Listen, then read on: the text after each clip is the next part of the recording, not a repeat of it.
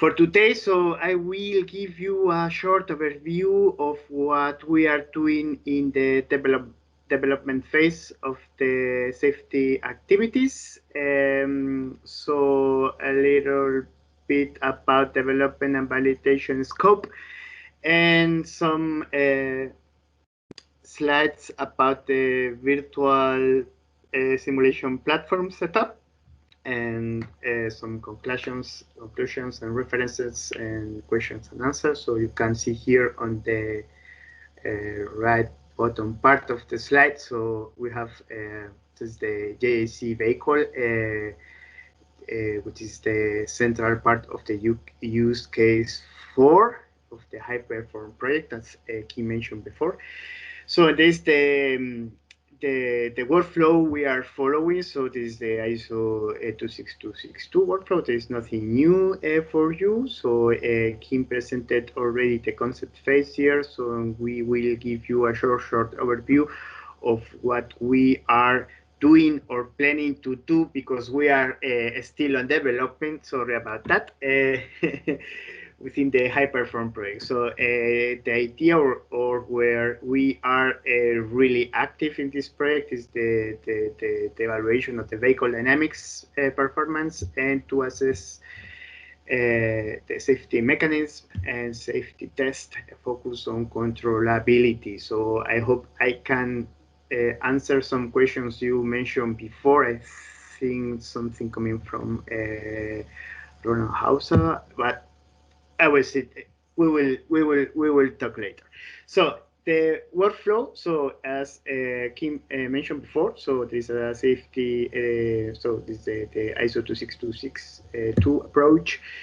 During the concept phase, we have defined safety goals and some functional safety requirements. And during the development phase, according to these functional safety requirements and the technical safety requirements derived of them, and to the allocation to the different components of the vehicle topology here, but we, as mentioned before, at powertrain level, we are going to define some safety mechanism for the more relevant safety cause, considering the in-wheel motor topology of this project. So the idea is to develop some safety mechanisms which are really focused to assure the controllability of the vehicle during the defined driving situations of the HARA. And for that, we have also developed a digital twin of the vehicle containing the electric and electronic architecture based on the JAC vehicle. And we have also developed a multi-body vehicle simulator, emulating the vehicle dynamics of the new in-wheel configuration. And based on that, so the digital twin and the safety mechanisms, we were also involved in the development of some control algorithm. So for the vehicle control unit, we were responsible for the torque vectoring layer, and for the e-motor control unit for this dual inverter. We will explain later what is this. We have also developed some machine control techniques, and based on that, we are going to develop on top some safety mechanism focus on the safety goals Kim mentioned before. So the idea to use this validation platform is not only to see if the safety mechanisms are fulfilling the safety goals, is also to make a general controllability assessment of the vehicle, because we have a high fidelity simulator. And I think it's related to one or two questions before. We can also validate or redefine or retune some some parameters defined during the concept phase, for example, the FTTIs or the C assessment, also to support the ASIL level definition. So it is more or less the workflow we are going to follow. So in the next slide, so I am going to give you a short overview of the development and validation scope. As Kim mentioned before, this is a really interesting powertrain topology because so you can see here a really simplified version of the powertrain architecture. So we have two in-wheel motors connected to a dual inverter. So that means we have a single board controlling the two in-wheel motors, so with different cores and so on and so on. But the idea, so at the end, is rear traction, nice, with two independent in-wheel motors. So not that nice in terms of safety mechanism because it's kind of tricky. And related to that, we have different control units that we have virtualized at different fidelity levels. So since we are also involved in the development of the torque path, more concretely of the torque distribution, the torque vectoring, we mentioned before, and also in the torque control techniques. So we have for the VCU, for the vehicle control unit, at the end, this is the interpretation of the driver input. So brake pedal, acceleration pedal, steering angle, reading the information about the inertial sensors with speed, velocity of the vehicle, acceleration, and so on and so on. So we make here within the VCU the calculation according to the driver request of the two different set points for the two different in-wheel motors within this VCU. This is powertrain control unit. It's not a really this is the name here in this project. It's actually the inverter control unit. So the input of this control unit is the two in-wheel reference torque for each in-wheel motor, and in this port the PWM, so the duty cycles for the power stages to control the different motors are generated here. So this is at the end. So we have here two big main subsystems. So we have the vehicle control unit, as I mentioned before, with the motor torque calculation for each in-wheel motor. So for the torque vectoring activities algorithm. So we have a your rate reference generator. So we calculate your rate reference depending on the slip ratio and the operation mode or driver request. And we do this lateral torque distribution. So this is the motor torque calculation, and depending on the inputs, so we provide the motor torque commands as I mentioned before. The same for the power control unit. So we, according to the torque commands we get from the vehicle control unit, we provide at the end some duties to the different wheel motors, just in order to generate this power. What we are going to do is to develop an additional safety mechanism at software level for these subsystems. So more or less monitoring functionalities of different components for the different control units, and an independent for reaction manager. So this is kind of tricky, but since we have to separate control units in this project, so it's also interesting for the validation program how to manage at the end the different for reaction managers in case of of case of an active fault reaction coming or being active in one of the control units.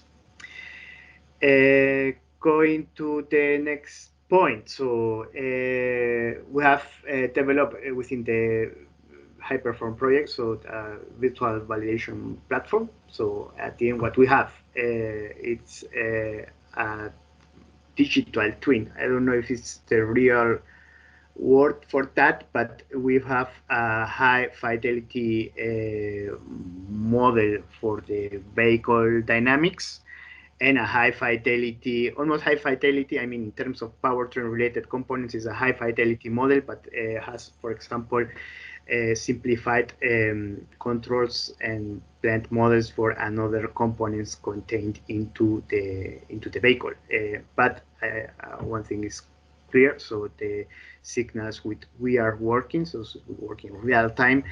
We have the whole electric and electronic architecture of the vehicle emulated here, even the telematic unit the University of La Coruña developed here within this project just to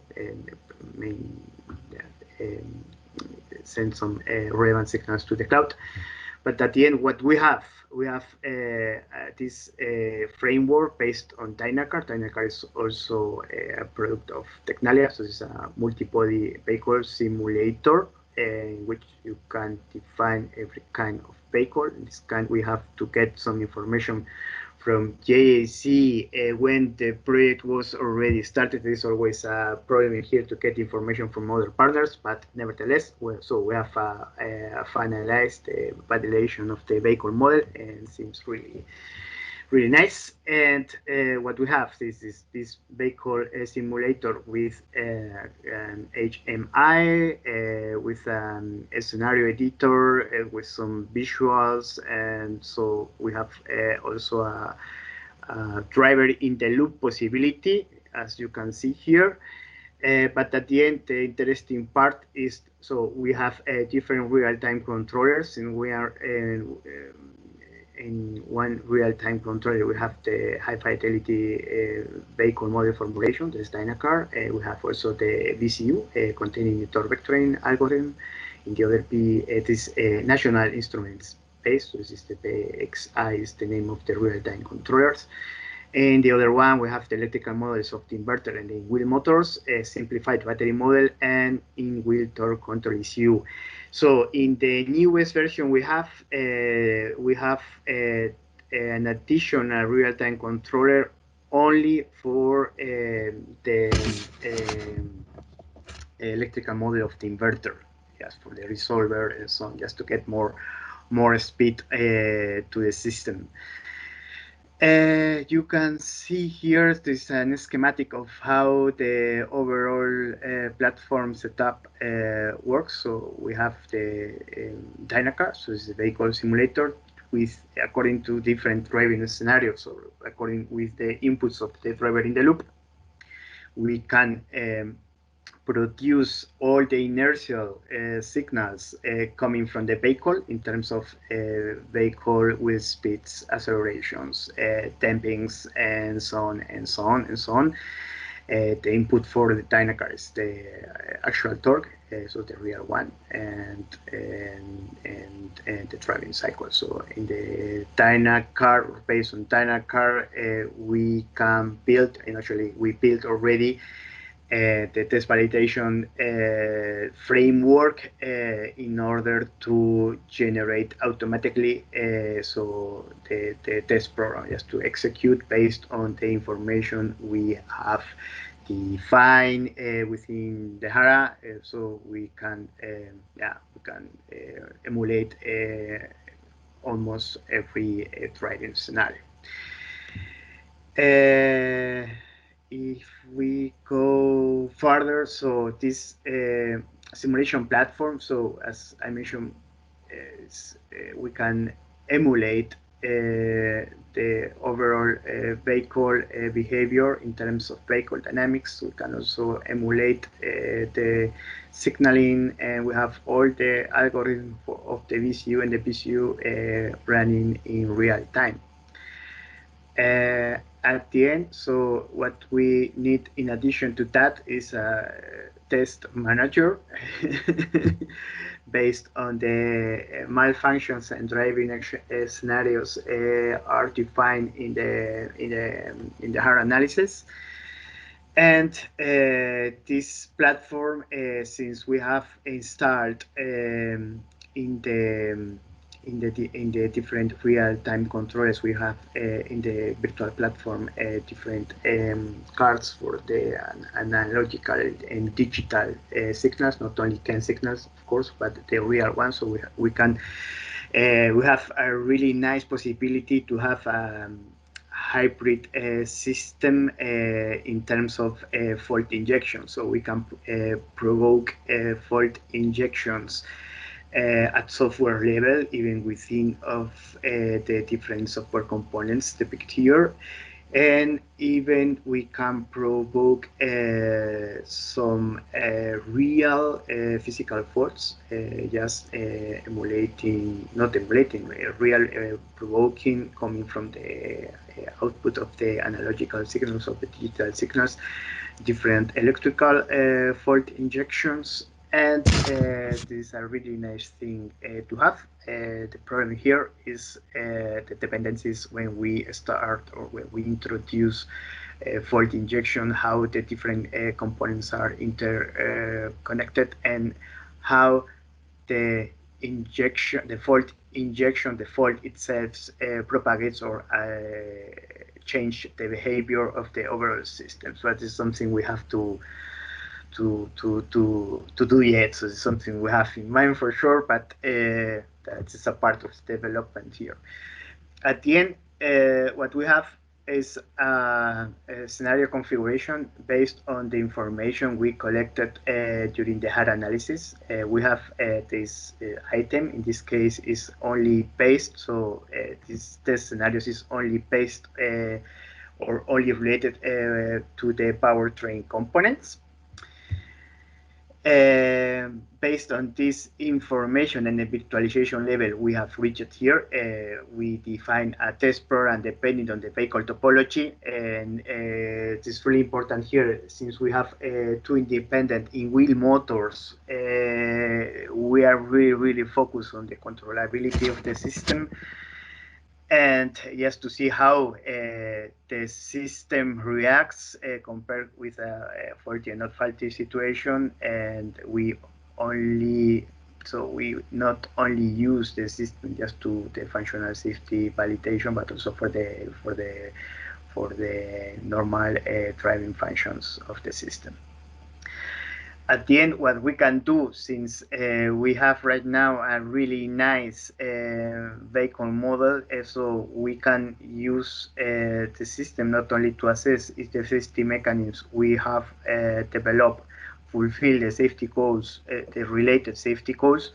It's also interesting to make a controllability assessment of the overall vehicle prior to the development of any function here, just to have a controllability assessment of the different driving scenarios, just to see, for example, taking into account the E architecture of the system, if it's reachable some FTTIs or are too long or too short, or if we have to change something in the formulation of the different functional safety or technical safety requirements.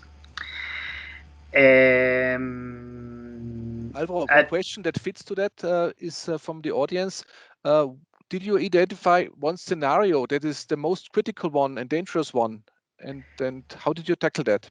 Yeah, this is the we're really dealing with that, because we have, as Kim mentioned before, the situation if one in-wheel motor breaks or produce a maximum torque in the wrong direction. I think it's more or less the same. So not considering that you have a problem with the braking system. And the problem here, and this is also related with the safety mechanism I presented, also, so the structure I presented to you before, is how to or where to allocate the safety mechanism, or how to develop the safety mechanism in order to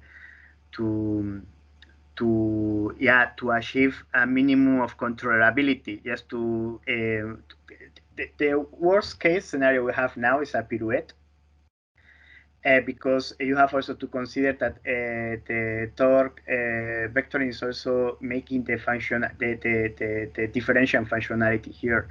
This is kind of tricky, but if you have too much torque, so the highest torque difference between both wheels at the end is the maximum yaw moment you can produce, is the worst situation we have right now. And at the beginning, we tried to put some safety mechanism based only on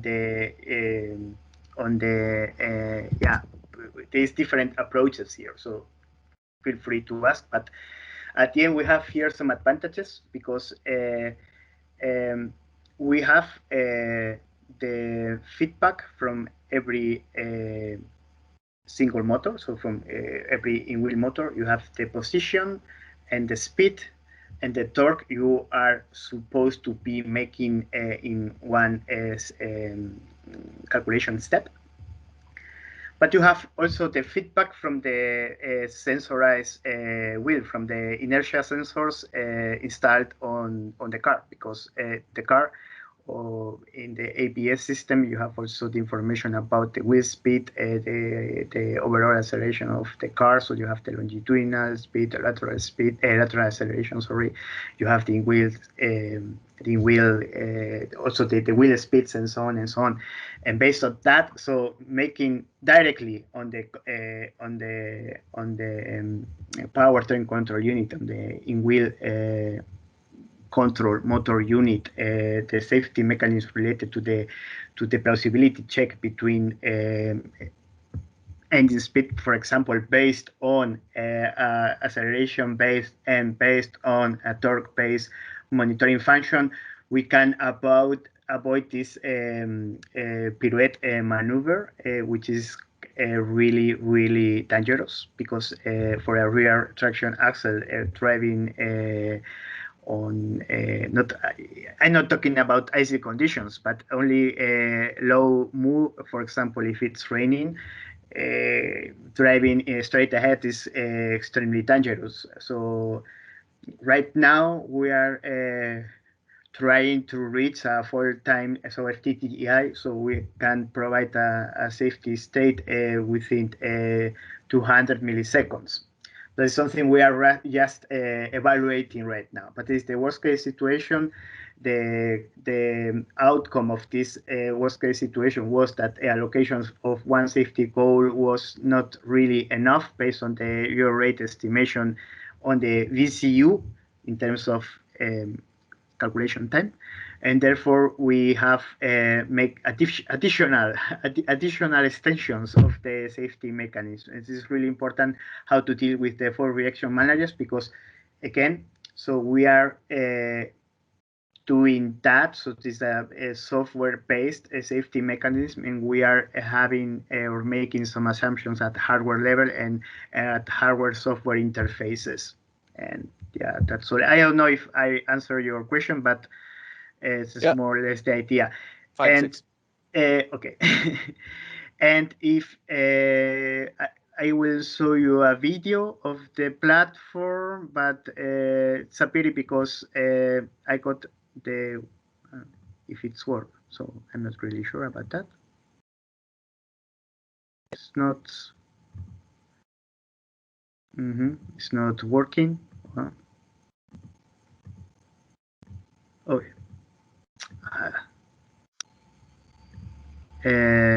Yeah, sorry about that, but it's not it's not working. I don't know why. If you have any idea how to deal with that, but it's the first time I have a video. I have a problem with an embedded video. Oh shit! Sorry about that. Yeah. But maybe you have the video also on YouTube, then we will share it with the audience. Yeah. Okay. No, we will do that would be great. way. Yeah, fine. I will share with you later. Yeah, thank you much. And yeah, just a conclusion. this is something the audience were asking during the first part of the high-perform presentation. So we can use the platform for early development phase and concept phase, so it's possible.